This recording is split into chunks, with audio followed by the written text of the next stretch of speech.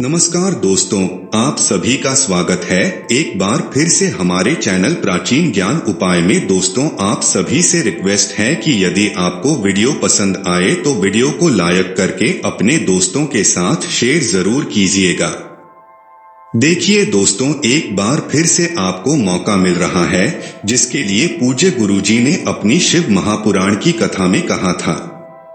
अगर एक गरीब से गरीब रिक्शा चलाने वाला व्यक्ति भी ये उपाय करता है तो हम इस व्यासपीठ से आपको यकीन दिलाते हैं कि वो भी करोड़पति बनता है।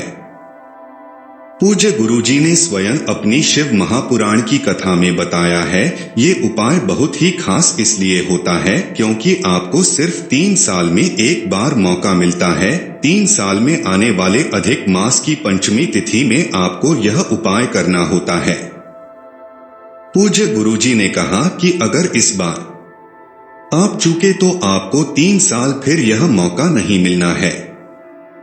तो चलिए जानते हैं इस उपाय के बारे में और साथ ही साथ जानेंगे क्या है चावल के दाने वाला वह विशेष उपाय जो हमारे जीवन में चल रही धन धान्य की समस्या को, हमारे जीवन में चल रहे किसी भी प्रकार की समस्या को समाप्त करने के लिए बहुत ही अचूक होने वाला है। तो चलिए जानते हैं क्या है वो उपाय। लेकिन उससे पहले अगर आप भोलेनाथ जी को सच्चे दिल से मानते हो तो इस वीडियो को लाइक करें और चैनल को सब्सक्राइब करके कमेंट में हर हर महादेव जरूर लिखें। देखिए, अधिक मास की पंचमी तिथि का यह विशेष उपाय पूज्य गुरुजी ने कहा कि हर घर में करना चाहिए। इस बार पंचमी तिथि 5 अगस्त यानी शनिवार के दिन पड़ रही है और ये उपाय आप सुबह 9:40 के बाद पूरे दिन में किसी भी समय कर सकते हैं। बस आपको ध्यान रखना है कि आप माता तुलसी रानी के सामने ये उपाय करेंगे। यहाँ पर बहुत ही खास और गुरुजी ने कहा कि हम यकीन दिलाते हैं कि ये उपाय करने के बाद आपके जीवन से धन धान्य की समस्या हमेशा के लिए समाप्त हो जाएगी। आप जो एक रुपया के लिए परेशान रहते हैं वह समस्या आपके जीवन से सदैव के लिए समाप्त हो जाएगी। इनमें से जो भी उपाय आपके लिए आसान हो वो आप कर सकते हैं या फिर दोनों उपाय अगर आप करना चाहे तो फिर दोनों उपाय कर सकते हैं। चलिए बात करते हैं गुरुजी द्वारा बताए गए पहले खास उपाय के बारे में। देखिए, ये उपाय आप चाहे तो गन्ने के रस से कर सकते हैं या फिर गुड़ के जल से कर सकते हैं। इस समय गन्ने का रस हो सकता है आपके क्षेत्र में उपलब्ध ना हो, गन्ने का रस आप लोगों को ना मिल पाए तो फिर आप गुड़ के जल से ये उपाय कर सकते हैं। देखिए, इस उपाय के लिए आप गुड़ के 2-4 छोटे छोटे टुकड़े ले लीजिएगा, उनको चुरा कर लीजिएगा।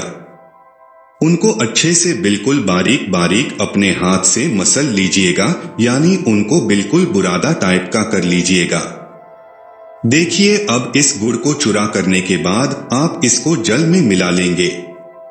आप चाहे तो आधी कटोरी जल ले लें या फिर आधा कप जल ले लें। इनमें से जितना भी आप जल ले सकते हैं उतना जला ले लें।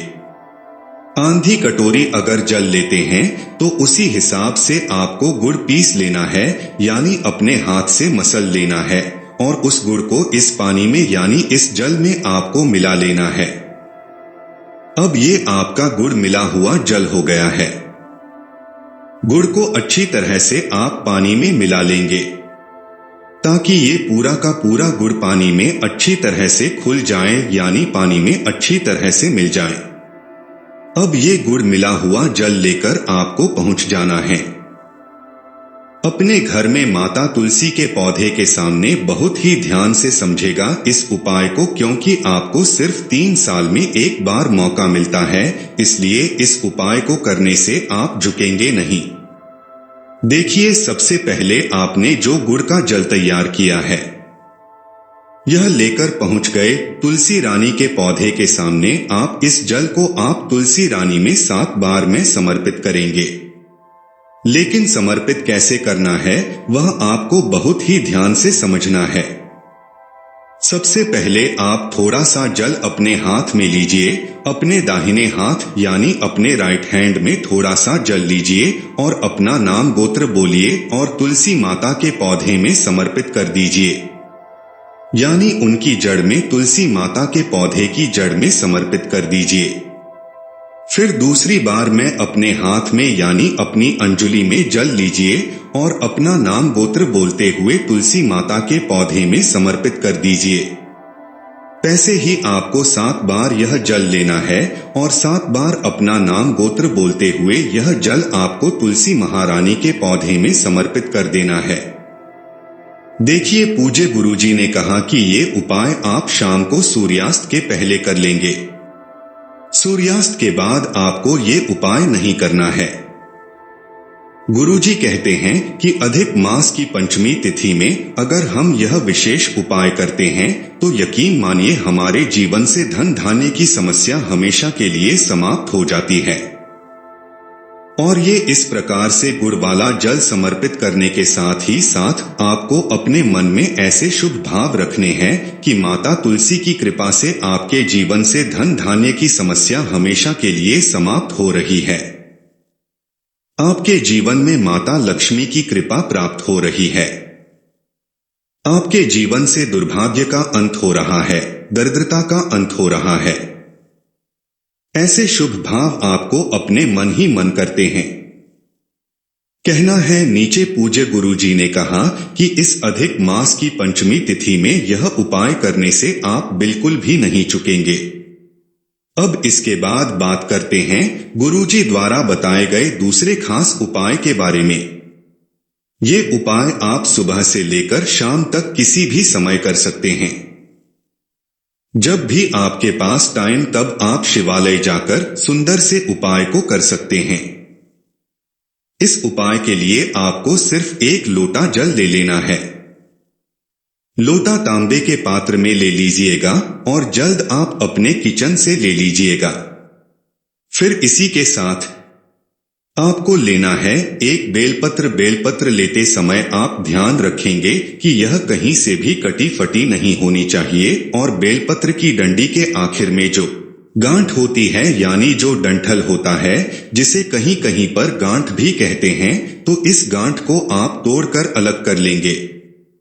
अगर आपके पास बेलपत्र नहीं है तो शिवालय जाकर शिवलिंग के ऊपर चढ़ी हुई बेलपत्र को उठाकर जल से शुद्ध करके उसका भी इस्तेमाल कर सकते हैं। फिर इसी के साथ आपको ले लेने हैं 11 चावल के दाने। 11 चावल के दाने जो भी आप लेंगे उनमें से कोई भी चावल का दाना खंडित नहीं होना चाहिए, टूटा हुआ नहीं होना चाहिए, क्योंकि शिवलिंग में हम लोग कोई भी सामग्री खंडित समर्पित नहीं करते हैं। अब ये सारी सामग्री लेकर आपको पहुंच जाना है शिवालय। ये उपाय आप पूरे दिन में किसी भी समय कर सकते हैं और ये उपाय आप सोमवार के दिन भी कर सकते हैं, शुक्रवार के दिन भी कर सकते हैं और पंचमी तिथि में भी कर सकते हैं। यह उपाय भी आपके जीवन में धन धान्य की समस्या को हमेशा के लिए समाप्त कर देगा। और आपके जीवन में अगर मान लीजिए व्यापार में कोई समस्या चल रही है या फिर आपकी नौकरी में कोई बाधा चल रही है, नौकरी में आपको सही से धन प्राप्ति नहीं हो पा रही है, तो धन प्राप्ति से संबंधित सारे कार्य ही उपाय आपके पूरा कर देगा। लेकिन अब आप शिवालय पहुंच गए। शिवालय पहुंचने के बाद सबसे पहले आप एक काम करिएगा कि दक्षिण दिशा में बैठ जाइए और उत्तर दिशा की तरफ अपना फेस कर लीजिएगा। लेकिन अगर शिवालय में भीड़ है तो फिर पूजा जी कहते हैं ऐसी स्थिति में आप किसी भी दिशा में बैठकर शिवलिंग की पूजा प्रार्थना कर सकते हैं। देखिए, अब सबसे पहले 11 चावल के दाने लेकर आए हैं। उनमें से एक के चावल के दाने को इस 1 लोटा जल में डालते जाना है और श्री शिवाय नमस्तुभ्यम मंत्र का स्मरण करते जाना है। नीचे 1 चावल का दाना अपने हाथ में लीजिए और श्री शिवाय नमस्तुभ्यम मंत्र का स्मरण करिए और किसे 1 लोटा जल में डाल दीजिए। फिर दूसरा चावल का दाना लीजिए और श्री शिवाय नमस्तुभ्यं शुद्ध मंत्र बोलें और जल में डाल दीजिए। ऐसे ही आपको 11 चावल के दाने इसे लौटे जल में डाल देना है और 11 बार श्री शिवाय नमस्तुभ्यं मंत्र का स्मरण कर लेना है। फिर इसके बाद आप जो एक बेलपत्र लेकर गए हैं, उस बेलपत्र को आप अपने दाहिने हाथ में ऐसे रख लेंगे जैसे सामने आपको स्क्रीन पर दिखाया। और हाँ है का दाहिना हाथ यानी आपका राइट हैंड में आपको एक बेलपत्र रख लेनी है। बेलपत्र की चिकनी साइड का हिस्सा ऊपर की तरफ रहेगा और जो खुदरा साइड वाला हिस्सा होता है वो आपकी हथेली में तेज करेगा और बेलपत्र की डंडी आपकी तरफ रहेगी सामने जैसे बेलपत्र आपको अपने हाथ में रखी दिखाई जा रही है। ऐसे ही आप बेलपत्र रख लेंगे और फिर एक लोटा जल जिसने आपने 11 चावल के दाने डाले हैं, उस एक लोटा जल को इसी बेलपत्र के ऊपर रख लेंगे। फिर यह एक लोटा जल आपको धीरे धीरे शिवलिंग के ऊपर समर्पित करते जाना है और लगातार शिव महापुराण के मूल मंत्र श्री शिवाय नमस्तुभ्यं का स्मरण करते। जर्नल है। पूज्य गुरुजी ने कहा कि जल आप इतने धीरे धीरे समर्पित करेंगे कि आप कम से कम 11 बार श्री शिवाय नमस्तुभ्यं या फिर ओम नमः शिवाय मंत्र का जाप जरूर कर लें। फिर यह जल समर्पित करने के बाद अब आपके पास एक बेलपत्र बची है। इस बेलपत्र को आप अभी अपने हाथ में ही रखेंगे और आपके जीवन में धन से संबंधित जो भी समस्या चल रही है, मान लीजिए आपके व्यापार में वृद्धि नहीं हो पा रही है, आपके घर में धन की प्राप्ति नहीं हो पा रही है, दरिद्रता दुर्भाग्य लगातार बना हुआ है, आपको नौकरी में अच्छे से पैसे नहीं मिल पा रहे, सही से आपका व्यापार नहीं चला, किसी भी प्रकार की अगर धन से संबंधित कोई दिक्कत चल रही है, उससे समस्या को दूर करने के लिए आप माता अशोक सुंदरी से प्रार्थना कर लेंगे। किन से प्रार्थना करेंगे? माता अशोक सुंदरी से। फिर उसके बाद यह एक बेलपत्र आपको माता अशोक सुंदरी वाले स्थान पर समर्पित कर देगी है। नीचे माता अशोक सुंदरी वाले स्थान पर जब आप यह बेलपत्र समर्पित करेंगे तो बेलपत्र की चिकनी साइड का हिस्सा माता अशोक सुंदरी वाले स्थान पर खर्च करेगा और बेलपत्र की डंडी का हिस्सा जला आधारित की तरफ रहेगा, जैसा सामने आपको स्क्रीन पर दिखाया जा रहा है। ठीक ऐसे ही आपको यह बेलपत्र समर्पित कर देनी है। अगर आपको माता अशोक सुंदरी वाले स्थान के बारे में जानकारी नहीं है तो सामने आपको पूरा परिवार दिखाया जा रहा है। इसी में जो जलाधारी के बीच में मोटी उठी हुई लाइन होती है, कहीं कहीं शिवलिंग में साहब की आकृति बनी होती है तो कहीं कहीं पर बीच में मोटी उठी हुई लाइन होती है, तो यही जो जलाधारी के बीच में मोटी उठी ही लाइन होती है, किसी को माता अशोक सुंदरी का स्थान कहते हैं। और यहीं पर आपको यह बेलपत्र समर्पित कर देनी है और अपनी विशेष मनोकामना जो धन से संबंध उसको बोल देना है। गुरुजी ने कहा कि पंचमी तिथि में अगर हम इन दोनों में से कोई भी उपाय कर लेते हैं या फिर ये दोनों ही उपाय कर लेते हैं तो यकीन मानिए आपके जीवन से धंधा आने की समस्या सदैव के लिए समाप्त हो जाएगी। दोस्तों, आज के लिए बस इतना ही। मिलते हैं एक और ज्ञानवर्धक वीडियो के साथ। धन्यवाद।